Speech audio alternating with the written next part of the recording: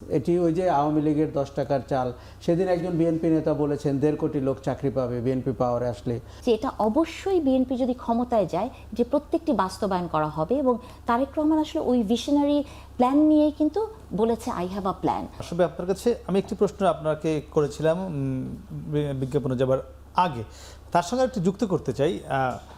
এনসিপির একজন প্রার্থী এবং উনি কেন্দ্রীয় নেতাও আব্দুল হান্নান মাসুদ, তিনি বলেছেন যে একটা ফেসবুক স্ট্যাটাসে গতকাল দিয়েছেন যে জনাব তারেক রহমান সাহেব, আপনার সন্ত্রাসীদের থামান, এদেশের মানুষ ডট ডট নিয়ে নেমে গেলে আটকায় রাখা যাবে না।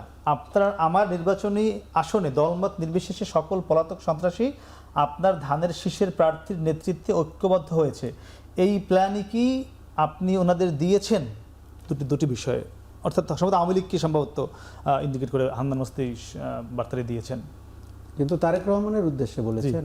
হ্যাঁ, আচ্ছা আমি বলি আপনাকে, এরকম গয়রাহা অভিযোগ না করে আরও স্পেসিফিক হলে ভালো হয়। যে কথা হান্নান মাসুদের নির্বাচনী এলাকা কোনটা আমরা জানি।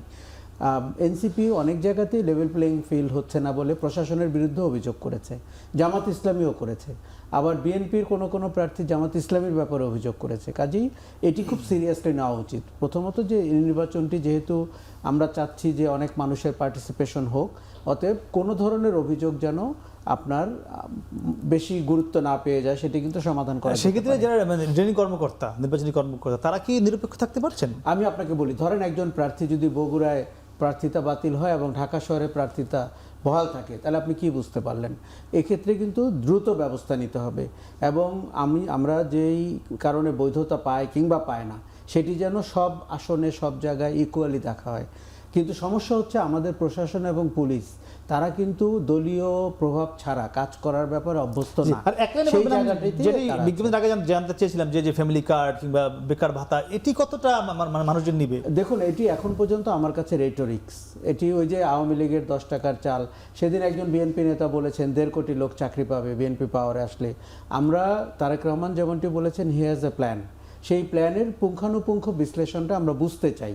এটি এমন হতে পারে নির্বাচনী ইশতেহারে থাকবে, অথবা পরবর্তীতেও সামনে আসতে পারে, কিন্তু রেটোরিক্স আকারে থাকলে আমরা এখন পর্যন্ত রাজনীতির পুরনো এই যে বিএনপির বিরুদ্ধে সন্ত্রাসীর অভিযোগ করছে এনসিপি, আবার আমরা বলছিলাম ইশতেহারের কথা, আরো তরুণ বা তারুণ্য বান্ধব ইশতেহার, এই দুটি বিষয় কি বিএনপি করতে পারবে কিনা শেষ পর্যন্ত? কেন পারবে না?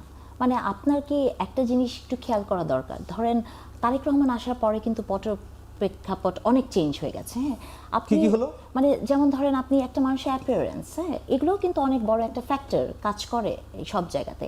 যে কথাগুলো যে আপনি বলছেন পারবে কিনা, বা এই যে ফ্যামিলি কার্ড বা কিছু, আমি বিএনপির এডুকেশন পলিসিতে কাজ করেছি।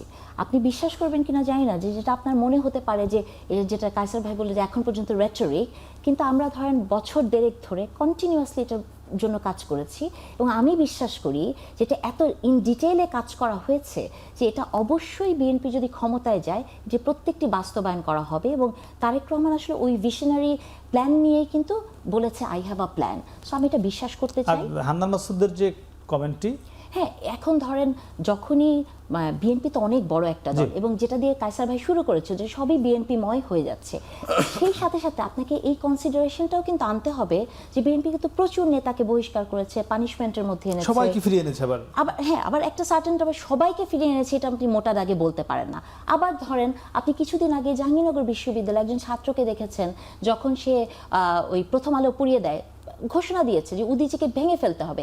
তারা যেসব দল করে, হ্যাঁ, তাদের বিরুদ্ধে কিন্তু কোনো অ্যাকশন নেওয়া হয় না। তাহলে এখন হচ্ছে কি অ্যাকশন, জামাতের অ্যাকশন নেওয়া উচিত, তারা যে শুধু জামাত না, যে কারোরই অ্যাকশন নেওয়া উচিত। আপনাকে অসংখ্য ধন্যবাদ। আমাদের শেষ করতে হচ্ছে স্যার, আপনার কাছে জানতে চাইবো একদম ছোট্ট করে, আপনি কি মনে করছেন নির্বাচনে আইন শৃঙ্খলা পরিস্থিতি কি নিয়ন্ত্রণে থাকবে কিনা সরকারের, কি মনে হচ্ছে? অনেকগুলো পয়েন্ট আমরা আলোচনা করছিলাম। এটা আসলে নির্ভর করে কতগুলো স্টেক হোল্ডারের সাথে সম্পৃক্ত। ধরেন আপনার রাষ্ট্রের আইন শৃঙ্খলা রক্ষাকারী যে বাহিনী, সেটা রাজনৈতিক দলগুলো, জনগণ কীভাবে সেটাকে নিবে, সব কিছুর মিলেই হচ্ছে বিষয় যে এটা ভালো থাকবে কি থাকবে না। তবে আমি মনে করি ভালো থাকবে। আশা করি যে একটা ভালো সিচুয়েশন আমরা পাবো। মানুষ দীর্ঘদিন পরে নির্বাচন অংশগ্রহণ করবে, ভোট দিবে। এটা ফ্রি অ্যান্ড ফেয়ার ইলেকশন হোক। এদেশের মানুষের জানমালের নিরাপত্তা নিয়ে মানুষ উদ্বিগ্ন, সেটা থেকে মানুষের উত্তরণ ঘটুক, এবং একটি ন্যায়ভিত্তিক সমাজ তৈরি হোক। বাংলাদেশের সমাজ ব্যবস্থার মধ্যে যাতে ইনসাফ থাকে, এই বিষয়টাই আসলে আগামী নির্বাচনের মূল বিষয় হওয়া দরকার প্রত্যেকটা দলের কাছেই। যে দলই ক্ষমতায় আসবে তাদের ব্যাপারে আমার পার্সোনাল চাওয়া হচ্ছে একটা ইনসাফ ভিত্তিক সমাজের ব্যাপারে জি আসলে কাজ আমরা করা। আপনার সঙ্গে গলা মিলিয়ে বলতে চাই, কিংবা ওসমান হাদির মতো করে বলতে চাই, একটা ইনসাফ ভিত্তিক বাংলাদেশ গড়ে উঠুক।